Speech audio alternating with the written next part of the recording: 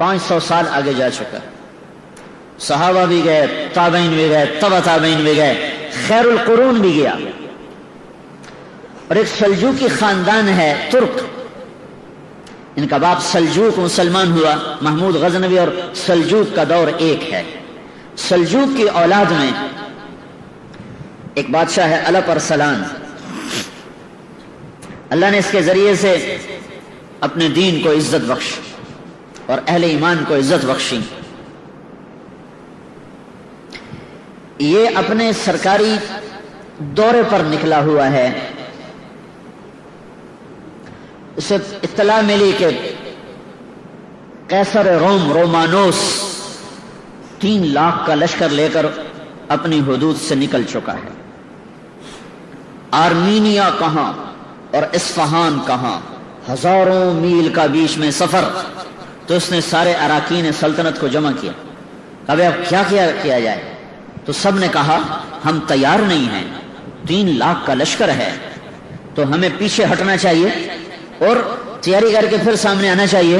تو الپ ارسلان نے کہا اس پیچھے ہٹنے میں وہ جتنے قتل و غارت کرے گا, جتنی بیٹیوں کی عزت برباد ہوگی اور جتنا مسلمانوں کا خون بہے گا وہ تو میری گردن پر ہوگا. تو انہوں نے کہا آپ کی گردن پر کیسے ہوگا؟ ہم تو تیار ہی نہیں ہیں, ہمارے پاس اسباب ہی نہیں ہیں. وَلَا تُلْقُوا بِأَيْدِيكُمْ إِلَى التَّهْلُكَةِ, اور اپنے آپ کو ہلاکت میں ڈالنا جائز نہیں ہے. یہ شورا چل رہی. انہوں نے کہا اچھا ٹھیک ہے, تو میری طرف سے اجازت ہے, جو جانا چاہے وہ جا سکتا ہے. میں اللہ کے دشمن کو اسلامی حدود میں داخل نہیں ہونے دوں گا. میں اپنی جان کا نذرانہ پیش کروں گا, اس کے بعد میرے اوپر کوئی حجت نہ ہوگی, میرے اوپر کوئی جرم نہ ہوگا. پھر وہ لوٹ مار کریں یا قتل و غارت کریں, میں اپنا حق ادا کر چکا ہوں. جب اس نے یہ کہا تو پھر اس کے ساتھیوں نے کہا اگر آپ کا فیصلہ ہے تو پھر ہم کون سا موت سے ڈرتے ہیں, ہم بھی آپ کے ساتھ ہیں. تو اس نے, اس کا بیٹا ملک شاہ اس کے ساتھ تھا, اس کی عمر تھی اس وقت کوئی 12 برس. تو اس نے وصیت نامہ لکھوایا کہ ممکن ہے اس جنگ میں میں شہید ہو جاؤں, تو میرے بعد میرا بیٹا ملک شاہ میری جگہ حکمران ہوگا, اور نظام الملک یہ اس کا وزیر ہے, اس کا وزیر ہوگا. اور جب تک ملک شاہ بالغ نہیں ہوگا امور سلطنت کو نظام الملک چلائے گا. اور پھر اس کے بعد اس نے اپنے حرم, اپنی بیوی اور بچوں کو چند سپاہیوں کے ساتھ واپس بھیج دیا کہ عورتیں ساتھ تھیں تو اگر شکست ہو تو کہیں ان کی عزت پہ حرف نہ آئے. ان کو اصفہان کی طرف روانہ کر دیا. اور رومانوس 3 لاکھ کے لشکر کے ساتھ میدان میں اترا. اور یہ کتنے تھے؟ 12,000. یہ دنیا کی عجب جنگ لڑی گئی ہے. تو جمعرات کو لشکر آمنے سامنے ہوئے تو نظام الملک نے کہا کہ میری ایک رائے ہے سلطان کا. کیا؟ کہ جنگ کو کل کے لیے مؤخر کریں اور جمعہ کی نماز کے بعد نکلیں, کہ جمعہ کے وقت ساری امت دعا کرے گی اور ہم بھی جمعہ کے بعد اللہ سے مانگیں گے تو اللہ کی غیبی مدد ہمارے ساتھ ہو. تو انہوں نے ایک دن اس کو آگے بڑھایا اور جمعہ کی نماز کے بعد سلطان نے خود نماز پڑھائی. کیا زمانہ تھا, بادشاہ خود امام بھی ہوتے تھے. نماز پڑھائی اور اس کے بعد وہ گھوڑے پہ سوار ہوا اور اس نے اپنی لوہے کی ٹوپی اتار دی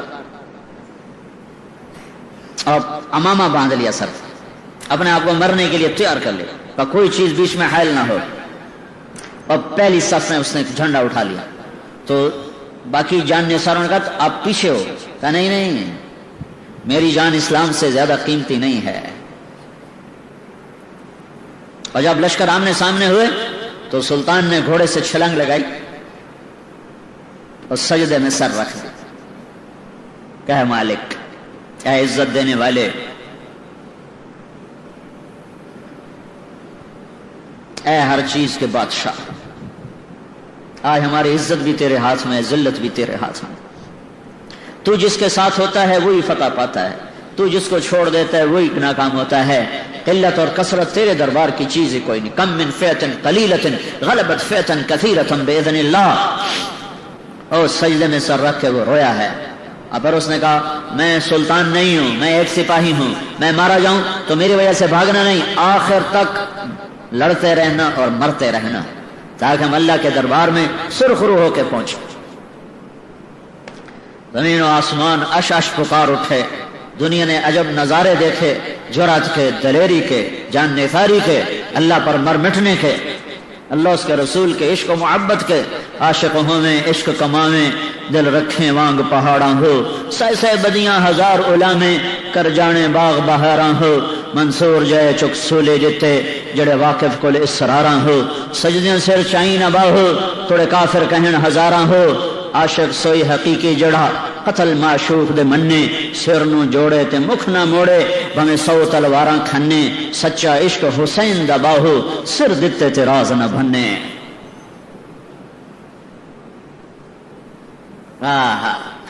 اس جگہ کا نام تھا مولادگرد، مولادگرد، جہاں یہ جنگ لڑی گئی ہے۔ ان ینصرکم اللہ فلا غالب لکم، ان ینصرکم اللہ فلا غالب لکم، میں تمہاری مدد کروں تو کوئی تم پہ غالب نہیں آ سکتا۔ وَإِن يَخْذَلْكُمْ، اگر میں ہی چھوڑ دوں، اگر میں ہی چھوڑ دوں، فَمَنْ ذَا الَّذِي يَنصُرُكُم مِّن بَعْدِهِ، وہ کون ہے جو تمہاری مدد کرے؟ ٹکرا گئے حق و باطل، صلیب و ہلال، عجب جنگ ہوئی ہے۔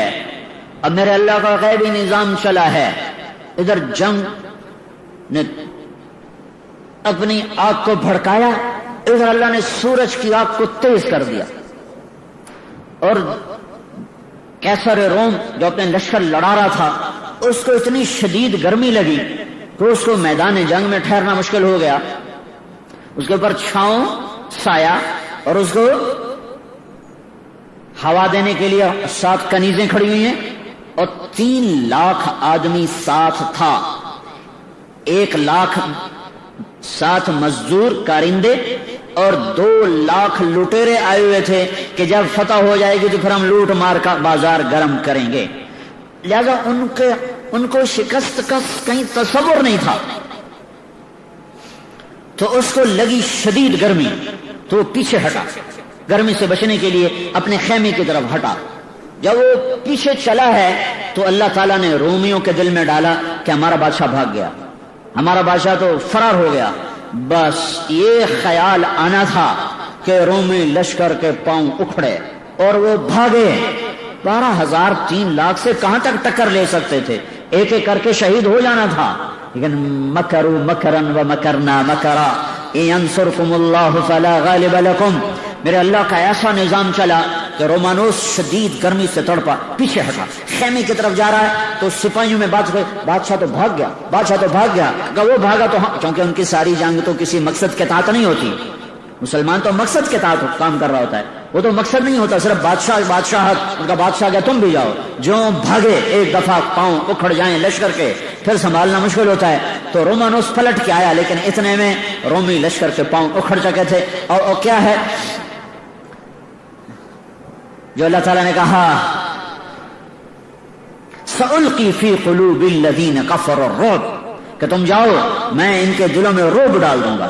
اللہ نے ایسا خوف ڈالا اور ایسا رعب ڈالا کہ 3 لاکھ آدمی دوپہر تک، عصر تک، جمعے کے بعد تو جنگ شروع ہوئی، عصر تک نہیں ٹک سکے اور بھاگے، اور ہر ایک دوسرے سے آگے بھاگنے کی کوشش کر رہا تھا۔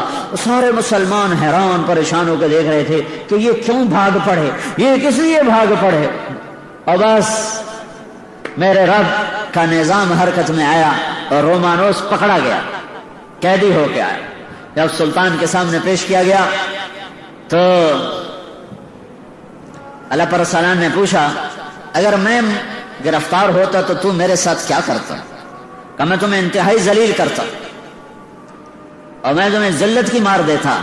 اللہ پر سلام نے کہا، لیکن ہمارے نبی نے ہمیں کہا ہے کہ عزت دار کی عزت کرو، میں تمہیں ذلیل نہیں کروں گا، آؤ۔ اور اسے اپنے پاس تخت پہ بٹھایا، کہا ادھر بیٹھو، کہا اس کو بادشاہی پروٹوکول دیا جائے، اس کا عزت احترام باقی رکھا، اور پھر پلا اپنا مہمان بنا کے رکھ، پھر اس کو چھوڑنے سرحد تک گیا، پھر کہنے لگا اگر پھر بھی شوق پورا کرنا ہو تو آ جانا، ہم پھر حاضر ہیں۔ اس نے کہا میں بھی پھر حلال کا نہیں ہوں اگر میں تیرے جیسے انسان کے سامنے تلوار اٹھاؤں۔